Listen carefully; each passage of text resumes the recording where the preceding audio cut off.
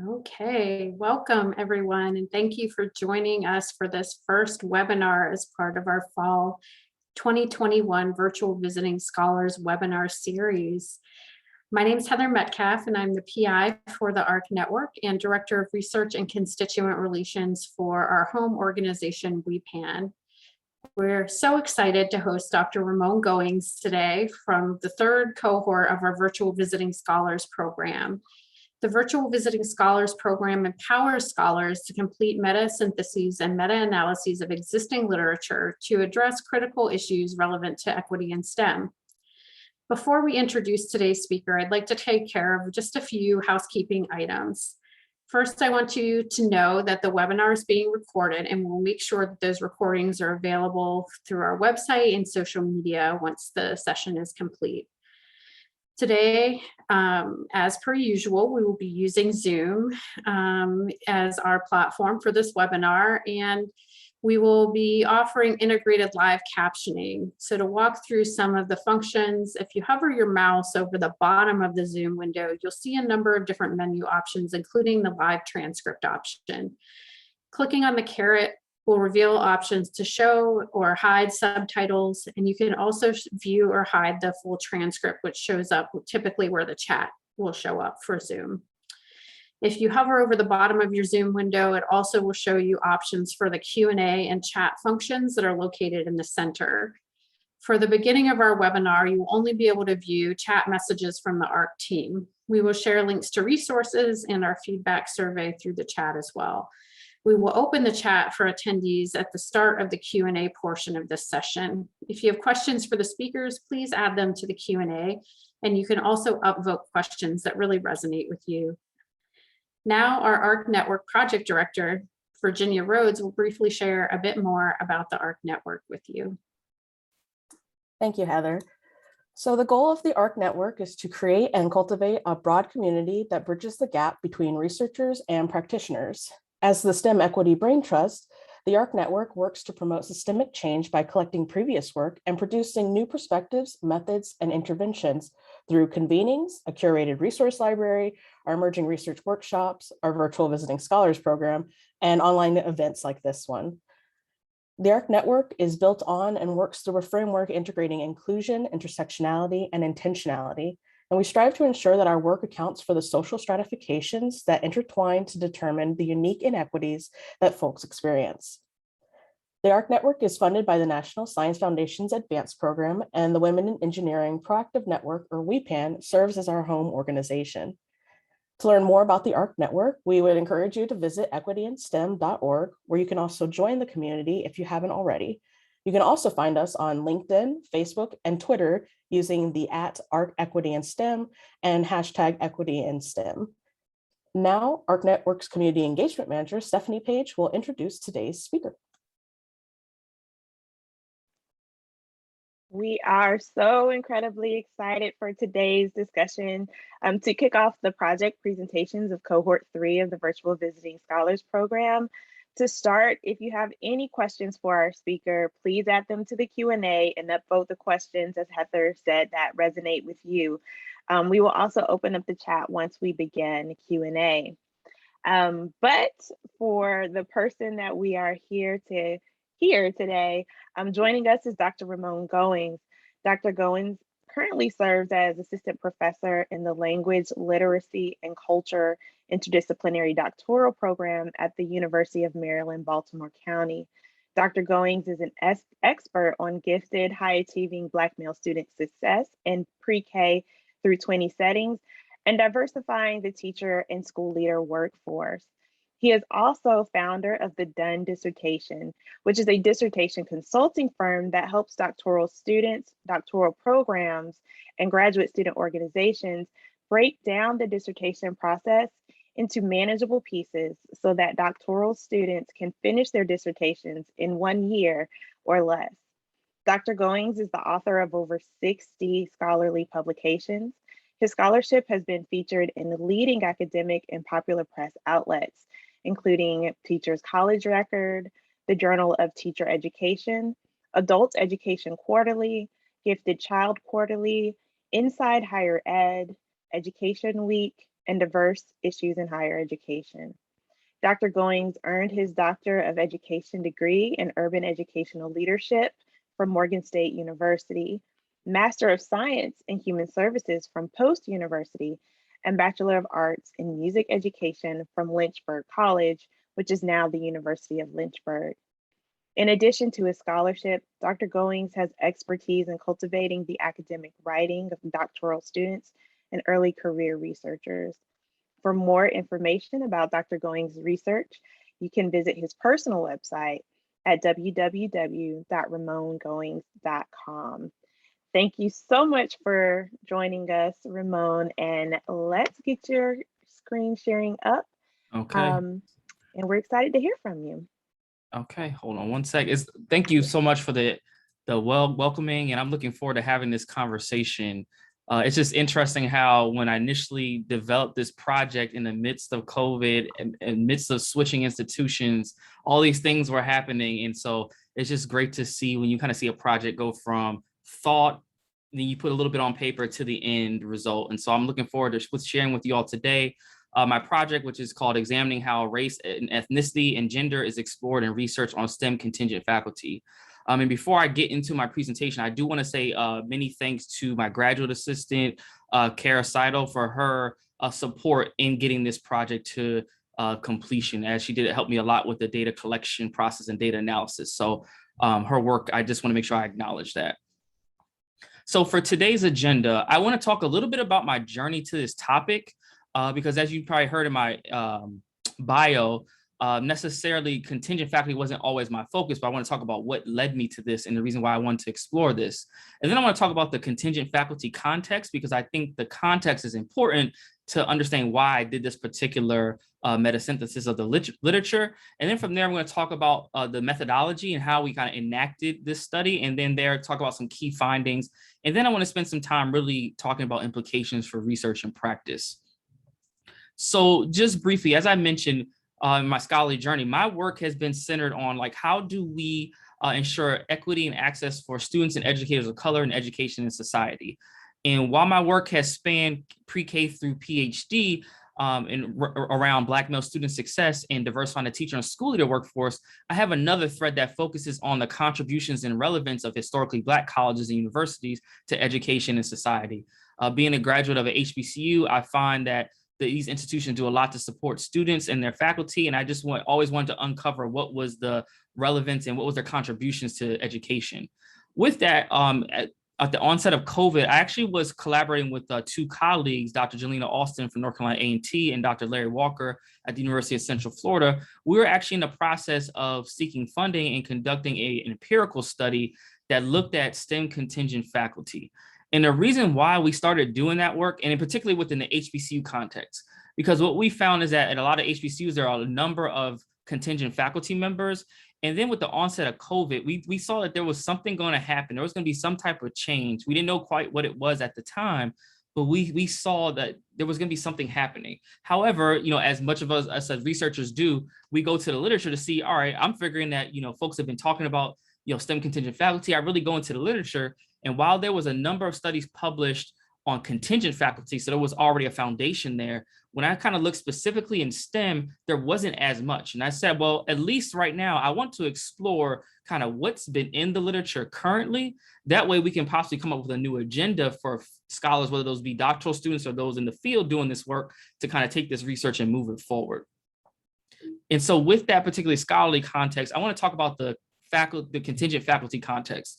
And just for definition, when I say contingent faculty, I'm saying those who are both part-time and full-time faculty who are appointed off the tenure track.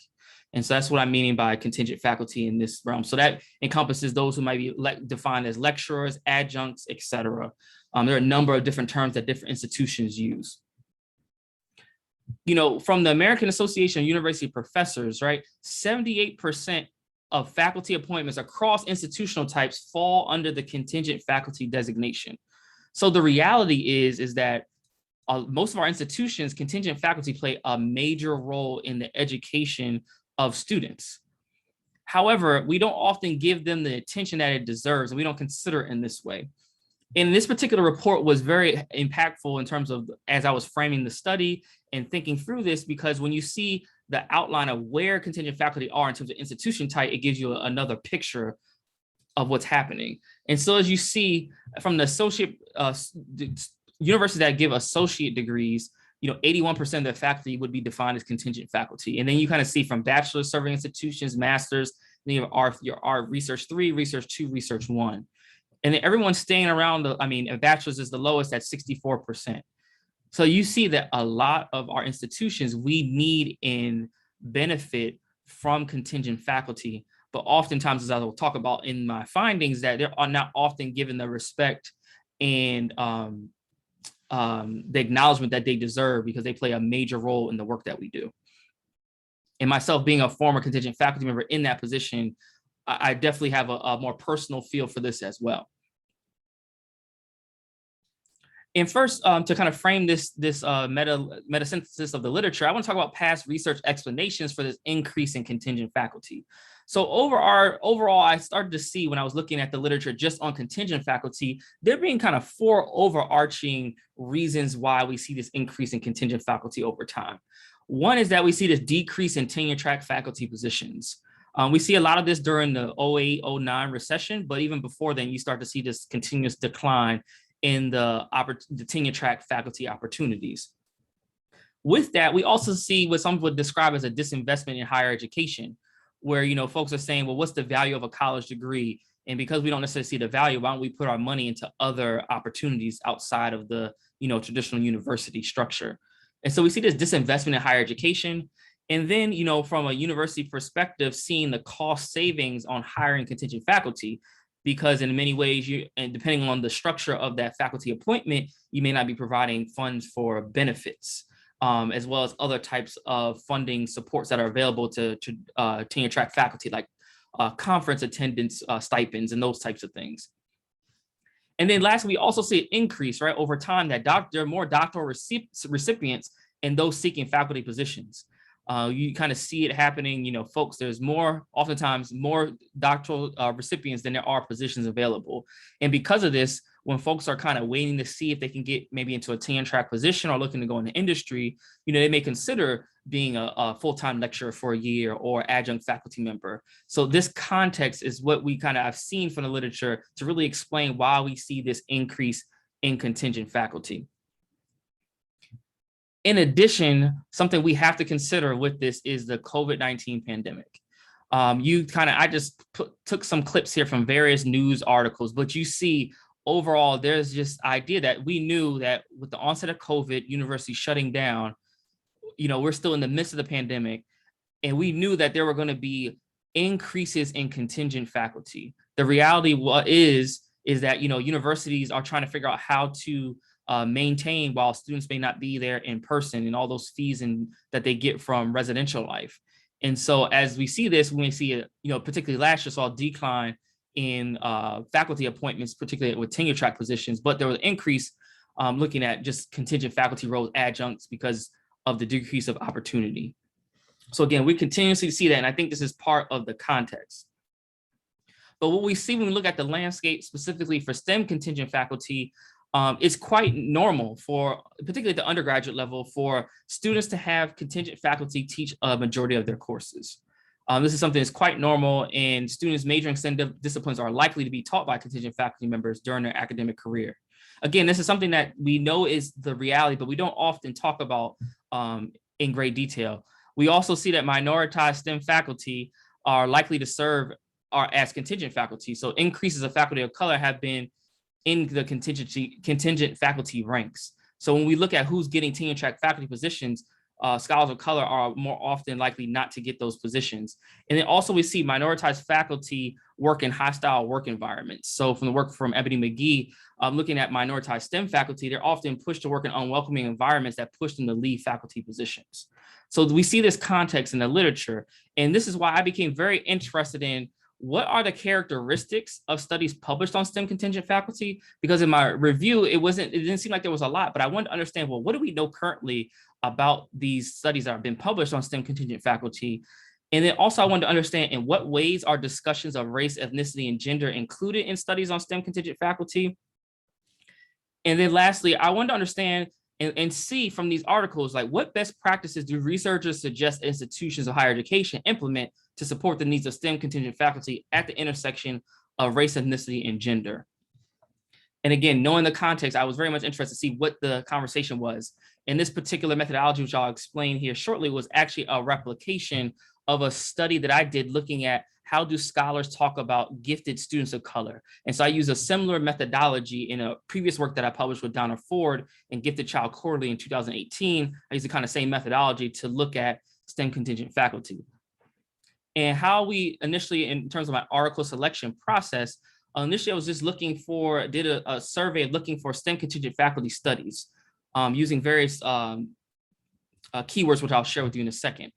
From there, I also wanted to focus on this with empirical work only, because I wanted to understand, knowing how folks talked about the method section, how they talked about the implications and discussion. I wanted to kind of understand how scholars were theorizing about STEM contingent faculty at the intersection of race, ethnicity, and gender. And then I looked for articles published between 1993 and 2019. And this was because in 1993, there was a AAUP report, and it published an inaugural report titled The Status of Tenure Track Faculty. And that was kind of like a report that I thought really set the stage for a conversation on contingent faculty. So I wanted to see what happened since that report to see what we found.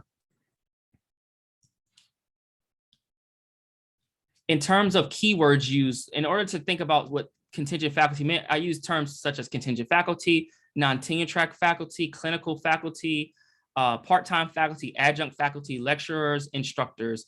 And again, you saw a lot of different terms used in the literature. So this is why, and these encompass the definition that we had for contingent faculty. And then in terms of looking at disciplines, of course, use STEM, and then use science, technology, engineering, mathematics. But also what ended up coming up a lot was nursing. And so I looked more in depth at nursing, and then discipline keywords. So biology, ecology, chemistry. So look at more discipline specific to see if I found anything outside of maybe just looking very broad and kind of using STEM terms. In the data analysis process, so we use that to collect the information from the articles, but the data analysis is kind of two phases. First, I wanted to descriptively kind of look at the studies quantitatively. And so I was very much interested in took this information from the study, like who are the race and ethnicity of participants? What was the gender or description of the gender of participants in these studies? And then what was the discipline of the studies? So I wanted to understand and kind of see, were there any trends around the race, ethnicity, the gender, and the discipline, to see if there was anything that I could tease out. And then from there, the second phase of this project entailed then actually qualitatively, when I found articles that fit the selection criteria, after taking the quantitative information, I actually went through each of the articles and qualitatively wanted to do an analysis as well. So essentially what I did was copy the methodology section, the discussion section, and implication section from each of the articles that fit the criteria for this project. And then from there, in terms of the analysis process, I was using Vivo and was actually reading through the transcripts as if say, for instance, I was using it as qualitative data. And I was very interested in looking at what is the discussions happening in these articles around race, ethnicity, and gender, and then also trying to tease apart in the various sections, were there any strategies to support STEM contingent faculty? And then also another piece of this qualitative analysis was just looking at the trends that I saw quantitatively. Were there any explanations or things that I could allude from the methodology discussion or implications sections that might give me insight about the quantitative trends that I saw? And like everyone else, doing data analysis amidst COVID was very much an interesting experience. Once I teased apart the articles, I actually had Kara, my graduate assistant, actually work with me to do some of this data analysis to really look at these articles. And what we initially did was we each coded individually, and then I came back and we had a conversation about the data. And interestingly, we used Google Jamboard as a way to kind of collaborate amongst each other to kind of think about what did our coding look like, and then what were the overarching themes. And so this was a way into the process. I've done this before using like sticky notes for a previous study, but I figured, use technology, we'll see how this works. And this was pretty effective in terms of our qualitative analysis after reading through the transcripts and then going through this process and having multiple conversations about the data, and then generating 3 overarching themes that really encompassed what we found in the qualitative analysis of these articles. And so now I want to talk about the findings. So first, quantitatively and descriptively, when we look at what were the disciplines of articles reviewed, so nursing was actually the most the highest number of articles in this analysis, followed by engineering and mathematics. There were a number of articles that combined STEM disciplines. And then we saw a couple in medicine and then science that just talked about science as general. For a total of articles analyzed in this study were 25. And so this is kind of the description of how the articles and the disciplines of the articles. In terms of methodology, so what types of methodological approaches were used most often? Quantitative was the most often used in 13 of the 25 studies, followed by qualitative in 10, and then mixed methods accounted for 2 of the studies. So we look at that, I saw a pretty good balance, which I thought was very interesting. I was going into the study, I thought that I probably would see more quantitative work, but I was happy to see that was a somewhat of a balance between quant and qualitative. Where it gets interesting is when we look at the trends in the articles. And the question is like, do articles explicitly mention race, ethnicity, and gender? And I just found it very interesting that 24% of articles reviewed mention race and or ethnicity. Again, I thought it would be very much higher. And then as I talk about in the larger report, I found it very interesting that a lot of times this conversation about race ethnicity was missing, even though sometimes the purpose of the individual studies were to explore the differences or experiences of STEM contingent faculty. So I thought that race ethnicity would be something important, but across articles that wasn't necessarily always included. And then from there, 52% of articles reviewed mentioned the gender of participants. And then just to give you all a kind of synopsis of what that looked like, the 4 terms that were used were male, female, women, and men. There were no other terms used outside of those 4 in these studies that included them. So just so you're thinking about what was included overall. Again, I thought this was very much interesting. I thought that there would even be more inclusion of work about gender, but there was not, even though we were looking at differences about people's experiences, which I thought was very interesting. And then also 48% of articles reviewed actually did not mention both race, ethnicity, or gender. So when we look at the intersectional identities, 48% don't include a discussion of either one. And so I'm going to talk about that in the qualitative findings, but I just thought this was very interesting just from a descriptive perspective, looking at the studies and looking at the methodology, that 48% didn't include race, ethnicity, and gender. And this included quantitative studies too, which I found was very interesting. So they did some different types of ways to do their analysis, but I thought this was something that was very important, but was just not mentioned in the articles. And now I want to talk about the qualitative findings. And so there was 3 overarching qualitative findings from this work. And the first I want to talk about is intersectional erasure, talking about race and gender without really talking about race and gender. And so here I'm borrowing from Prudy Vaughn's and Ebach 2008, and where they kind of talk about intersectional erasure is basically the idea that because you have multiple minoritized identities, that no particular identity gets visibility, and essentially all your identities are erased and not considered. And so I thought this was very interesting, a way to kind of look at the data. And I saw this kind of happen in our analysis. And here I do provide a quote from one of the studies, but I don't provide the names of the authors because I want for this, they're in the full report, but I do this on purpose because this is not an attack on any author in particular. This is about a conversation about the literature. And I don't want it to be about anything about the author in particular, but this is one of the quotes that's representative of what we saw kind of across studies. The quote says, the ethnicity of each participant is not included in the table. Ethnicity is an important attribute and in general should be specified. In this population, however, specifying ethnicity would compromise the anonymity of several participants. So again, I thought that was very interesting to see, and it was not uncommon to see this in studies. And what I found, there's been a number of studies that have focused on, minoritized folks in STEM. And they always include and discuss the race, ethnicity of the participants. So I found it very interesting in the number of studies where folks kind of gave an explanation as to it was important, but we decided not to include it. And the question I want us to think about as an audience, kind of something to consider, right, is so if we know that race, ethnicity, and gender is important to understanding individuals' unique experiences, how do we account for it when we are not including it in our analysis? So again, that's just a question I want us to think about. And it's something that I'm continuously contemplating as I was doing this work. And it's something that's still sitting in the back of my mind about how are we really teasing apart and really getting at people's unique experiences if we don't talk about that in our work? And what does that mean for the voices of people who are minoritized in the STEM contingent faculty role? So again, this was one of the findings that we found overall. Another one that I want to discuss is centered around what we say versus how we act.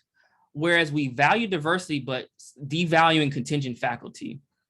And again, I found it very interesting that in a lot of articles that talked about the intersectional identities of people and say we value diversity, but a lot of their findings pointed to, and implications point to this idea that a lot of minoritized faculty, when we consider the contingent faculty role, they're even put in a more of a lesser, I guess, institutional member, if you will. That's the best way I can kind of think about it, as where, tenure track faculty are held on a pedestal and they're kind of put down below. And then if you happen to be a minoritized faculty, even more, that puts you down another level in terms of the structure and what opportunities are available to you. Even though at the university level, a lot of scholars, they were talking about how institutions value diversity, want more diversity in their contingent faculty ranks. And this particular quote is a representative quote where they talk about this finding that they talk about suggests a need for colleges and universities to examine and deconstruct the culture in which women faculty experience gendered microaggressions. If gendered microaggressions exist in campus cultures, then the college and university administrators must understand how their occurrences change as women move along professorial ranks. And so again, I thought this was very interesting to see. Folks were definitely challenging these ideas about, contingent faculty being supported, but they're acknowledging that institutions were not doing what they could do to make sure that STEM contingent faculty at the intersection of race, ethnicity, and gender were supported. And a question I'm continuously thinking about with this particular finding is that, we say and we discuss wanting more minoritized faculty, but how do we handle a departmental culture that doesn't value them in their status as contingent faculty? And so all these identities coming together in the STEM departments is very much very interesting in these articles, but they're saying that, it's a racially hostile and gender hostile environment. And no wonder that folks leave and maybe decide not to stay in the professorial ranks. And so again, these are questions that, we do this research and we always have more questions than answers when we kind of finish these things up. And these are the questions, again, that I've been thinking about with this work.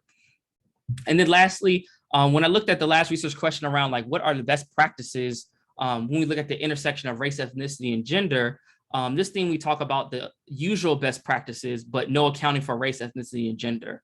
Oftentimes in a lot of the articles, there were a lot of great best practices, but not a lot considered like, what does it mean to be, a Black faculty member and trying to get access to institutional resources or getting departmental support for various initiatives. So there was never that account of how does, someone's identity impact the opportunities and resources that they have access to.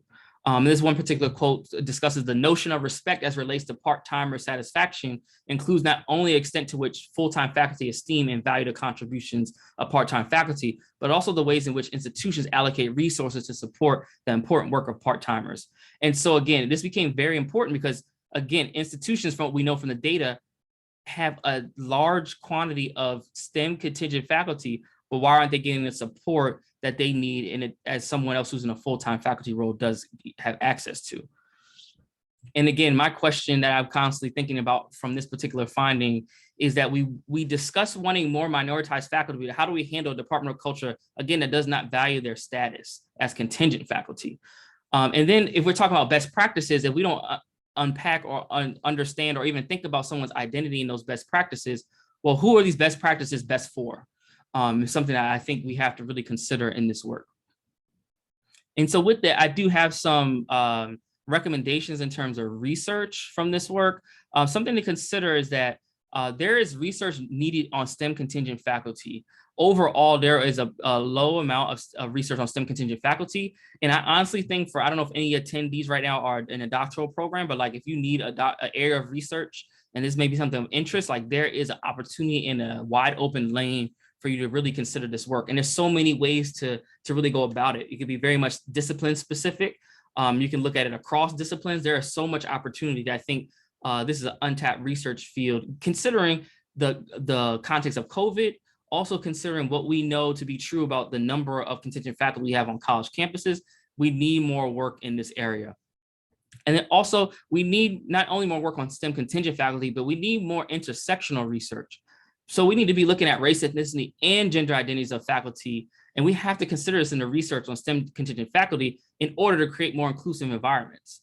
A lot of the studies that we reviewed for this project talked about, wanting more diverse faculty, wanting this, but then are we creating environments to do so? And if we don't learn as a researcher, so if we're forming policy and practice, if we're not going out and actually doing the work, looking at the intersection of these identities, well, what kind of recommendations are we putting forth that are helping, institutions develop more inclusive environments? And then lastly, I think there's opportunity for case studies of STEM departments. And I know there are folks that are doing this well, and then really looking at exemplar departments that retain their minoritized contingent faculty, and then if and how they create environments for them to feel welcome and supported, and possibly how do they help them even transition into possibly tenure track positions or other types of positions in the university context. So I think there are great opportunities for doing case studies of STEM departments who are doing this work and doing it in a meaningful way. And with that, I have several recommendations for practice. One is being that there needs to be collaborations among tenure track and contingent faculty outside of teaching. So one of the pieces in the articles that I just didn't focus on in depth because of just time, there was this idea that contingent faculty and tenure track faculty should only collaborate around teaching. Essentially, like contingent faculty's role is only teaching. That's all they can bring to the table. Whereas I think there's opportunities for collaboration on research, publications. All these things can happen in departments. I think there needs to be more facilitation and more opportunity for that to happen. Also, we need to promote, increase, and incentivize funding opportunities for STEM contingent faculty. I just find it very interesting, universities want to generate revenue, right? And one way you do that, particularly in STEM, is through securing grants, contracts, et cetera. So why not incentivize your contingent faculty to do that? But it needs to be something that's across the board and not just pocket opportunities for certain people. And again, this was discussed in the research. I think it's very important because funding opportunities can a lot of times provide, it's not only a win for STEM contingent faculty where they get to fund their own work and still be part of the department, but the department and university benefit from indirect costs on the grants and all these things. So I think it's a win-win for everyone if we provide more opportunities to do that type of research for STEM contingent faculty. I think there's an opportunity for professional organizations to highlight and support the work of contingent faculty, whether that be from providing support in terms of conference attendance, because a lot of times for contingent faculty, they may not always be given funds to go to conferences, whether it be just professional networks in the organization specifically for contingent faculty where they can build community and network amongst one another. I think there has to be more strategic and more intentional opportunities with our professional organizations to make sure folks are supported. And while this is a focus in STEM, I think this is across the board because I think we do a bad job in this in most disciplines about supporting supporting contingent faculty. And then we also need to develop programming to support contingent faculty and monetizing their ideas. Again, there's an opportunity to keep our great contingent faculty and even help them transition to tenure track faculty roles, but also providing them opportunities to take their research, because again, folks are earning doctorates and still want to do research in addition to whatever else is involved in their contingent faculty role, like opportunities to monetize their ideas, things that they can start thinking about to how to use their research to, develop programming for the university, develop coaching programs. All these different things are important. And I think folks would be more likely to stick around if they knew that the university was supporting them in providing opportunities for them to think through and then fund their ideas that they may have. And then most importantly, STEM department culture must change to embrace contingent faculty. They should not be seen as other in this way. And I think we have to really start thinking about what are we doing? How are we framing conversations in our department to make sure that everyone has a voice and that everyone feels involved. And I know shared governance is something that a number of institutions really espouse, but not everyone is doing that. And I think contingent faculty have to have a seat at the table as decisions are being made on our college campuses. And with that, we are just about at time. I want to make sure I left about 20 minutes or so for a Q&A or any questions. So I will leave it there. So I would love to hear any questions, thoughts, or comments that folks might have. Thank you for that great talk, Ramon. We'll now open the chat and start our Q&A here. And it looks like we have one. So Heather, if you want to ask our first question. Sure, I'd be happy to. So our first question is from James Eaton, who asks, collaboration among tenure track and contingent faculty outside of teaching, wanting to know more about that. So the issue, they're always sensitive to working in academic affairs is pressuring contingent faculty and creating unintentional expectations for unpaid work. To monetize their ideas is a big challenge for public universities. Any comments that you'd like to make on that? Yeah, so I think the unpaid work part, I'm saying to pay folks for their work. I'm definitely a full believer in that. Again, I think we should be supporting folks. If they're doing work that supports the institution, they should have some compensation as a result. So I'm definitely saying that they should be paid. And then to monetize their ideas, sure, that is a challenge for a public institution, but I think now a lot of public institutions, most of them have some type of technology or what's the word I'm looking for? Intellectual property agreement of some sort, so that folks who are generating ideas on college campuses can work with the institution to figure out, the cost share, whatever it looks like for those ideas that might be generated in their role. But I think there are a number of even NSF sponsored grants that go into institutions to help folks think through entrepreneurship around their research. So I think there's a great opportunity there. Thank you for that. While we're waiting for some other questions to come in, I'll take this opportunity to ask a question, which is, given the work in the higher education field as a whole around the different values hierarchy that there is existing across teaching, research, and service activities of faculty, how do you think that plays a role in some of the patterns that you were seeing in the research on contingent faculty? If you can say that for me one more time, I'll make sure I caught the end of that to make sure I can respond. Yeah. So how do you see the relationship between the values hierarchy or among teaching, research, and service activities for faculty and some of the findings that you came across related to contingent faculty? And particularly, I'm thinking around race and gender, but in general. Yes. Yeah, so when we think about kind of the hierarchy, like I said, in a number of articles, they almost saw, or the folks in the studies believe that their role is as teachers, right? And that's the role. So if you think about percentage wise, like 80% of their time should be spent in teaching. Whereas a number of folks, in a number of studies suggested that, well, that's fine. Folks may want that role, but why not give options? Just like we do for tenure track faculty members, why don't we provide opportunity for them to play to their strengths? And so some may want to do teaching, but also do research in addition. And I think it would just need to be some flexibility. I think that's really a lot of studies we're trying to get at. Is the structure willing to bend to allow contingent faculty to say, drop their percentage down on teaching to increase a little bit on research if they're securing funding and doing things that might be in support of the department? So I just think that there has to be conversation, and oftentimes STEM contingent faculty, what I was trying to get at in the paper overall, are not part of that conversation. So decisions are being made and they're not a part or at the table to be part of those conversations. Thank you. Yeah. We also have a couple of questions that came in the Q&A from some attendees. So Joya Misra tells you that this work is so excellent and thanks you for your presentation. She says, I'm at a university where tenure track and contingent faculty are unionized together, and in our natural sciences college, there's a really wonderful and powerful lecturers council that have a lot of voice, but that doesn't mean that lecturers in the different STEM departments all have voice in their units. Do you have thoughts about how to create greater voice within departments? Yeah, that's so hard. As I'm reading that question, I'm like, yeah, you're absolutely right. Because it's like you can have it university-wide, but those departments sometimes just dictate the culture. And it's just hard because if you're not in a position of leadership, then it's hard to dictate what happens. I think that's part of the issue that I'm seeing.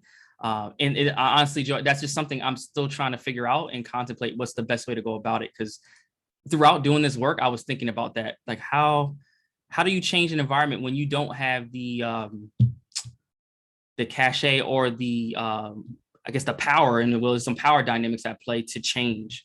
And that's something I'm still trying to think through. And if folks that are attending have exemplars of departments or people that do this well, please send them, because I would love to to reach out to talk to them more about this.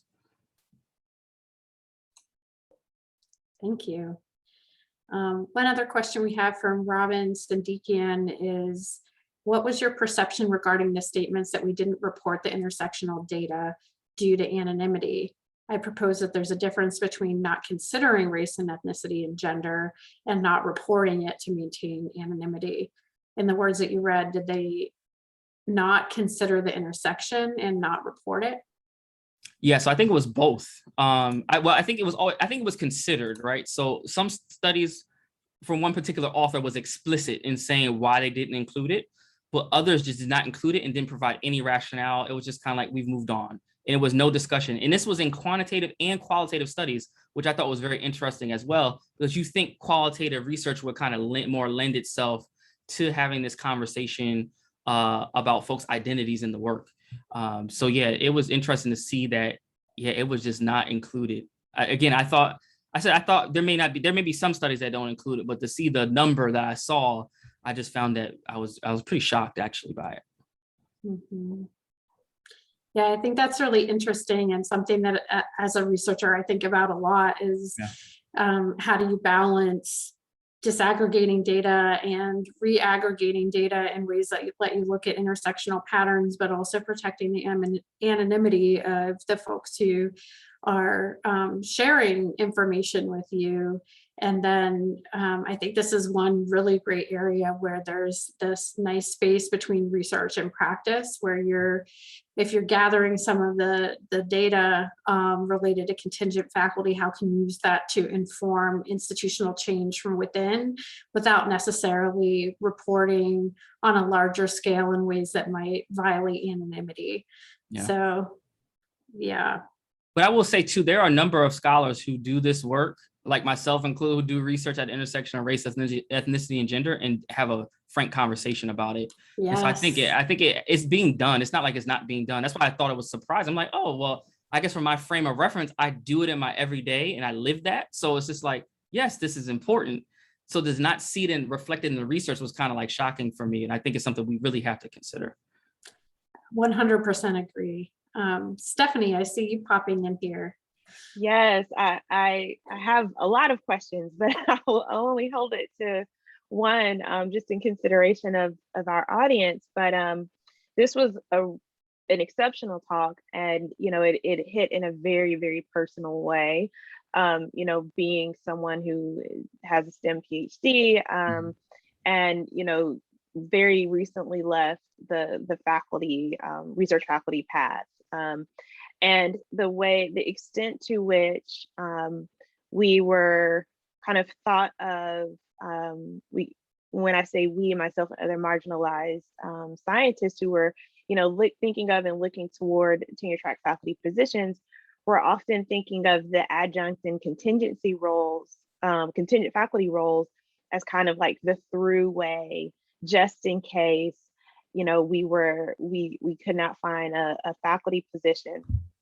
But what was incredible, during the time that I was in graduate school and postdocing, was how much there was this devotion of funding to fund marginalized PhDs, and then, over the last, maybe decade or so, increases in funding and programs to support postdocs on the faculty path.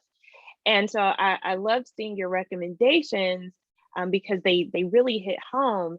But my question has more to do with the context of broader policy. So at the level of funding agencies, for example, NIH and NSF, when you're looking at the research in the context of what's out there in the literature, do you have policy recommendations in terms of how we're looking at PhDs, where PhDs are going, and then specifically where there's policy influence around the contingent faculty space?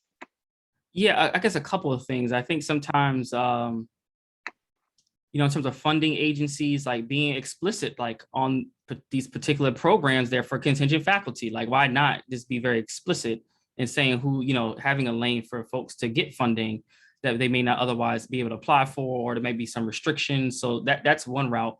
Interestingly, in the articles I reviewed, there was not a lot of policy discussion. It's kind of like, these are the experiences of folks, this is what we can do, but the policy piece is missing. And I think that you hit a great point about the policy realm, about what can we do differently. I think another piece that has to be done is like messaging, right? About what opportunities are available to folks when they earn their PhD, and where it's almost like, and it was reflected in how contingent faculty are treated. It's like, this is the other, like you have that position because you couldn't get a tenure track position. That's like the framing and messaging that's there. That's not the case. There are folks that are in contingent faculty because they want to be there, and they may want to do that and be in industry. And that's the best of both worlds, I think, for a lot of our STEM departments, where you have folks who have that industry experience and they can take those theories and practices that students have to learn and then say, oh no, this is how it really looks like when you're in a lab or when you're in practice, like implementing this. And so I think like the messaging part is an important piece of this. Yes, and thank you so much for addressing the choice aspect of it too, because I think that that's something that's also underdeveloped in terms of understanding people with overlapping marginalized identities, is that we often make clear choices about what we want to do in our career paths. I've thought about contingent faculty roles, even in my current position, because it allows me to stay, connected to my training as a scientist. I love educating people in science.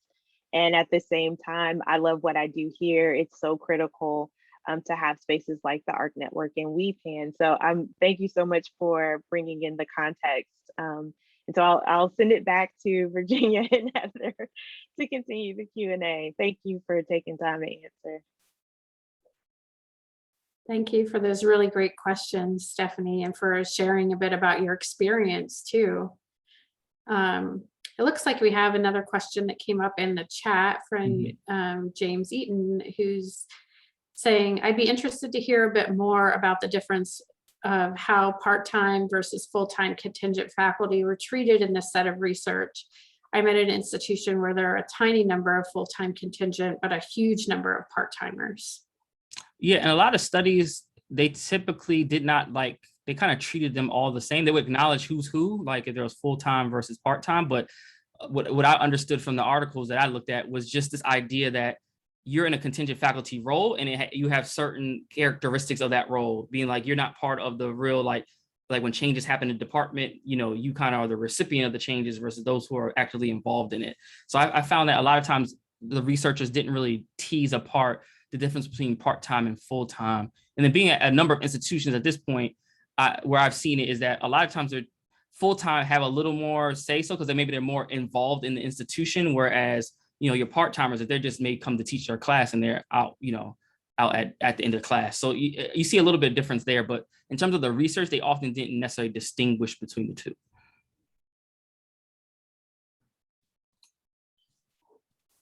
Thank you for that. Other questions from our audience?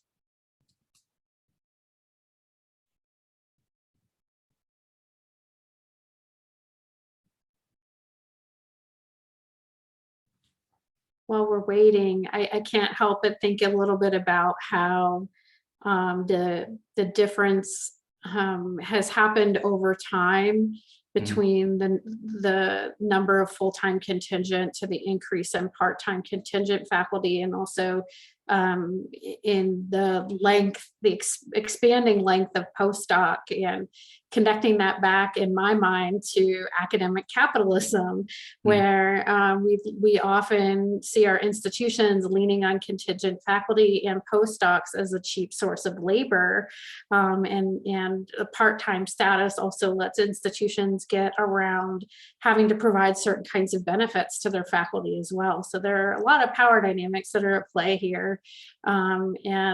Academic capitalism is one dimension that informs some of those. So I really appreciate you shining a light on these. And I see Stephanie coming back in. Maybe she has another question for you.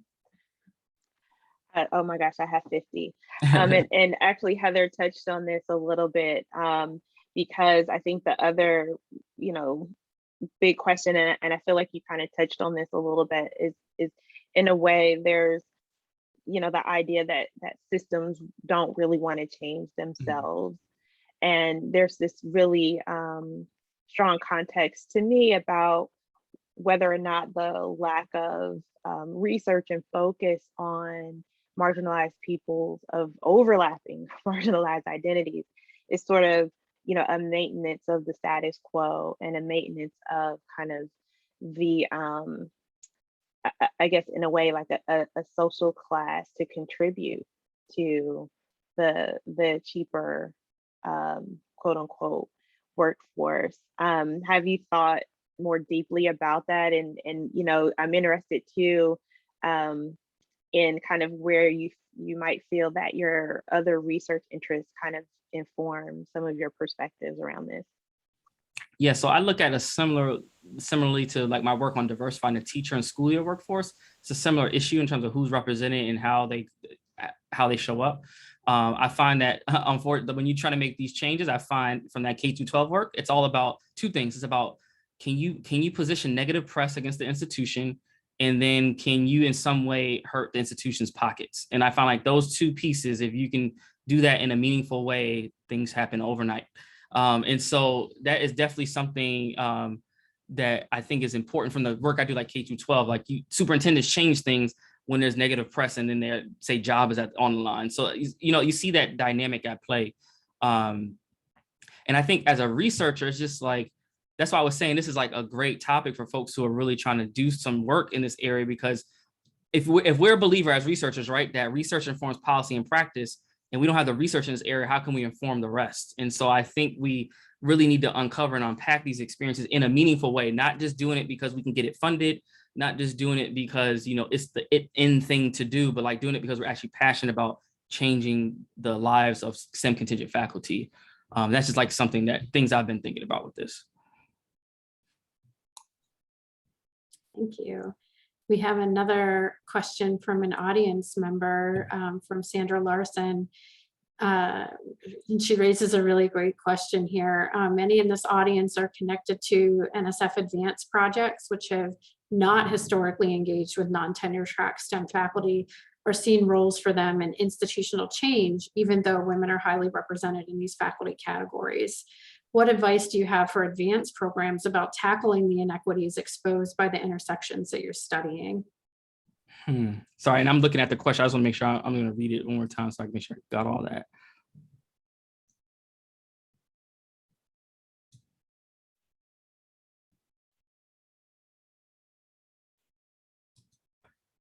I think one thing to consider with that particular question, right, is having program that specifically focuses on these folks at the intersection. Like, so fund the work that's gonna, if we want to see more of it, let's fund it, one. But then two, even if we're doing projects that don't engage currently non-tenure track STEM faculty, why not engage them in ways that might be meaningful, like to get their perspective so that we can inform the programming opportunities that we have. So it's almost like hearing from the people, understand what their challenges are, and then providing solutions, and not only you providing the solution, but letting them be part of the solution. And so I think, you know, I always think about like, how do I get more people involved? I just grab them and say, come on, and like, let's do this work. And so like, how do we think, be meaningful about that, and really like just get folks who are interested in doing this, that are in these roles, to actually help lead it. Because again, I think we have blinders from us in tenure track roles about the realities of what they're facing. So why not let them lead the charge on this? Wow. Thank you so much. We are at closing time, and of course, I'm always speechless, and it's such an incredible opportunity to hear from all of our virtual visiting scholars. But to have you here today, Ramon, to talk about an overlooked yet critical topic, is just personally an incredible experience. And I know I reflect the team when I say that we are so grateful to have had you to contribute to this work on this. Again, as I said, it's often overlooked, and this is a silenced population. I do want to let our attendees know that Ramon's report is available on our website, and we are dropping that link in the chat. You can also find more of Ramon's work and resources that he has curated in the ARC Network Resource Library. We are so thankful to our attendees for joining us today, and we hope you will actually join us next week as we host Joya Misra from Cohort 3 to share her work on gender, intersectionality, workload, and leadership in STEM departments. And we're also going to add the registration link for that in the chat. And we are giving our community a very, very special invite. We are so excited for WEPAN's Women of Color Summit, focused on women of color in STEM, and that will be on November 9th and 10th. And we'll feature a number of amazing speakers, including some of our virtual visiting scholars and their colleagues. And the topics will cover a wide range of important issues, including securing institutional support for women of color in STEM, and applying intersectionality as a framework to advance women of color in STEM. And we are also dropping the registration and information link for that in the chat now. And last but not least, please provide feedback on your experience with today's webinar by completing our survey, which is also being dropped in the chat. It is so important for us to hear from you. And I just want to say a final thank you for joining us today, and have a great rest of your week.